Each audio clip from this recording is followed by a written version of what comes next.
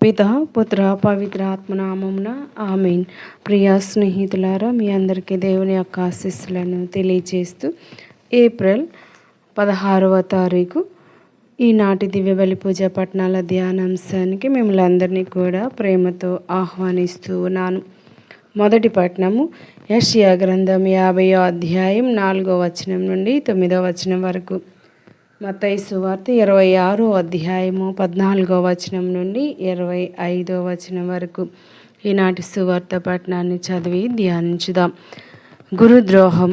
12 ఒకడు యూద ఇస్కరియోతు ప్రధానార్చకుల యొద్దకేగి వారితో, నేను ఆయనను మీకు అప్పగించిన ఎడల మీరు నాకు ఏమిత్తురు అని అడిగెను.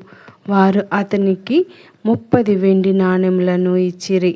అప్పటి నుండి వాడు ఆయనను అప్పగింప తగిన సమయమునకై వేచి ఉండెను. కడర రాత్రి భోజనం. పులియని రొట్టెల పండుగ మొదటి దినమున శిష్యులు యేసు వద్దకు వచ్చి, మేము ఎచ్చట నీకు పాస్కా భోజనము సిద్ధపరపు గోరెదవు అని ప్రశ్నించిరి. మీరు పట్టణమున ఒకానొక మనుషుని యొద్దకు వెళ్ళి, నా సమయము ఆసన్నమైనది, నా శిష్యులతో నీ గృహమున పాస్కా భోజనం భుజింతును అని గురువు చెప్పుచున్నాడు అని అతనితో చెప్పుడు అని యేసు పలికెను. యేసు ఆజ్ఞానుసారము శిష్యులు పాస్కా భోజనమును సిద్ధపరచిరి. సాయంకాలం కాగా ఆయన 12 శిష్యులతో భోజనమునకు కూర్చుండెను. వారు భుజించుచుండా యేసు, మీలో ఒకడు నన్ను శత్రువులకు అప్పగింపనున్నాడని మీతో నిశ్చయముగా చెప్పుచున్నాను అనెను. అప్పుడు వారందరూ మిగుల చింతించి, ప్రభు, నేనా అని ఒకరినొకరు అడగసాగిరి. అందులకు ఆయన, నాతో పాటు ఈ పాత్రలో చేతిని ముంచిన వాడు నన్ను అప్పగించును. తనను గూర్చి వ్రాయబడినట్లు మనుష్య కుమారుడు గతించును, కానీ మనుష్య కుమారుని అప్పగించు వానికి అయ్యో అనర్థము. అతడు జన్మింపకయుండినచో మేలు అయ్యేడిది అనెను. అప్పుడు ఆయనను అప్పగింపనున్న యూద, గురువా, నేనా అని అడుగగా, నీవే చెప్పుచున్నావు అని యేసు సమాధానమిచ్చెను. ఇది ప్రభు వాక్కు. సర్వేశ్వరునికి వందనములు. ప్రియ స్నేహితులారా, ఆశ హద్దు దాటితే జీవితం చేయి దాటినట్టే.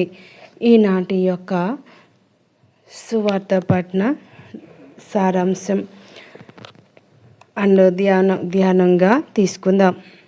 ఒకవేళ యూద ఇస్కరియోతు సంపద మీద, డబ్బు పైన ఆశ లేనట్లయితే, వ్యామోహం లేనట్లయితే ఏం జరిగిండేది?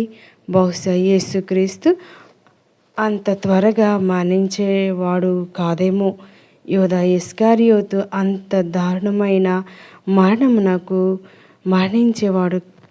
వెళ్ళేవాడు కాదేమో అనుకునేవాళ్ళం. ఇది మనకు ద్యోతకం కాదు. ఇదంతా కూడా డబ్బు వ్యామోహం తనను శాసించే స్థితిని వచ్చిన తర్వాత జరిగిన ఉదంతం. జీవితంలో ప్రతి మనిషి కొన్నిటిని ప్రేమించాలి, కొన్నిటిని తిరస్కరించాలి, కొన్నిటిని ప్రతి క్షణం ఎదుర్కోవాలి, మరియు కొన్నింటిని ప్రతిఘటించాలి. ఈ పవిత్ర వారంలో మనం ఎప్పుడైనా యూద ఇస్కరియోతు జీవితాన్ని గురించి ఆలోచించామా? యేసు ప్రభు యూద ఇస్కరియోతును తన శిష్యుడిగా ఎన్నుకున్నప్పుడు అతడు చెడ్డవాడేమీ కాదు. ఇతరుల వల్లే అతను కూడా మంచివాడే. కానీ అతడు తన ఆశలను, వ్యామోహాలను నియంత్రించుకోలేకపోయాడు. అధిక ప్రతి వ్యామోహం వల్ల సాతాను రూపంలో డబ్బే అతనిని లోబరుచుకుంది, శాసించింది. అందుకే అతని జీవితం ఊహించని మలుపు తిరిగింది, ఊహకు అందని విధంగా ముగిసింది. నేటి రోజుల్లో క్రైస్తవులుగా మనందరం ప్రతిరోజు ఎన్నో విధానాలైన ఆకర్షణలకు, వ్యామోహాలకు బానిసలమవుతూ ఉన్నాం. కొన్ని సందర్భాల్లో వ్యక్తులకు, అలవాట్లకు మరియు అపవాదికి బానిసలుగా మారుతూ ఉన్నాం. అందుకే మన జీవితం దుర్బలమవుతుంది.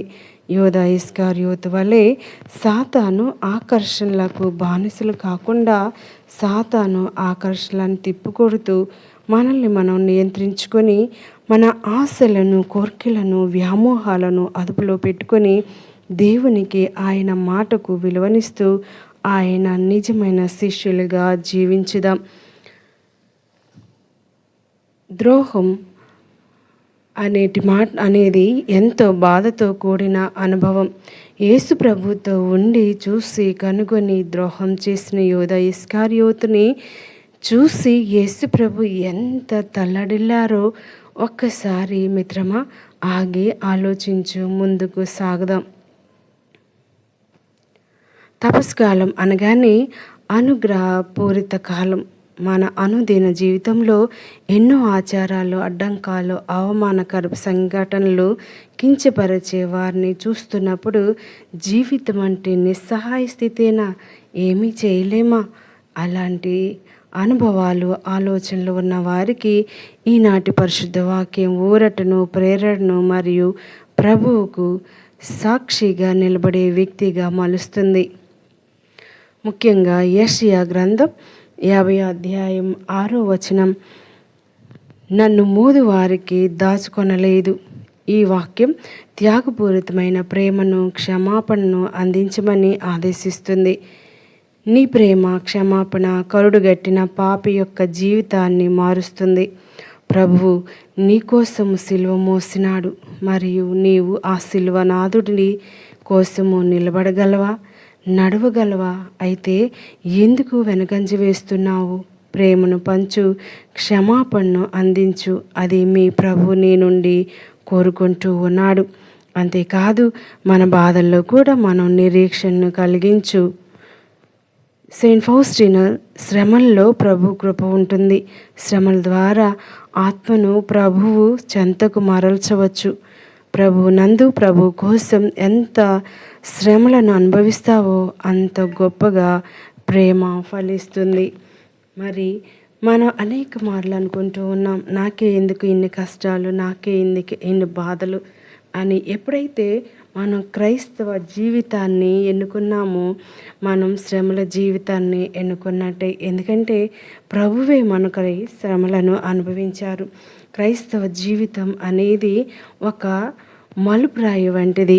ఆ జీవితాన్ని జీవించాలంటే ఎంతో ధైర్యం కావాలి, ఎంతో నిజాయితీ కావాలి, ఎంతో దేవుని ఆశీర్వాదం ఉండాలి. ఎప్పుడైతే నీ జీవితం నీతిగా నడుస్తూ ఉందో, ఎప్పుడైతే నీ జీవితం దేవునికి ఇష్టంగా ఉందో, అనేక మంది నీపై ఆరోపణలు చేయటం మొదలు పెడుతూ ఉంటారు. అనేక మంది నిన్ను వెలువేస్తూ ఉంటారు. అనేక మంది నిన్ను ఒంటరి వాళ్ళని చేస్తూ ఉంటారు. అయినా కానీ దేవుడు నీకోసం మరణించాడన్న విషయాన్ని జ్ఞాపకం చేసుకుందాం.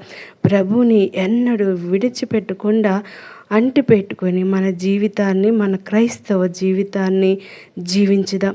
దయగల దేవుడు తన శిష్యులను ఏ విధంగా మళ్ళా ఒక్కరుగా చేశారో మన జీవితాలను కూడా, మనల్ని కూడా ఆయనకు నచ్చిన బిడ్డలుగా తీర్చిదిద్దామని ప్రత్యేకంగా ఈనాడు వేడుకుందాం. మరి పేతురు గారు బొంకారు, మరి వెనక్కి తిరిగి వచ్చారు. మరి యూద ఇస్కరియోతు ప్రభువుని 30 వెండి నాణేలకు అమ్మారు, తిరిగి రాలేదు. ఆ విధంగా ఉండకుండా ప్రభు వైపు తిరుగుదాం.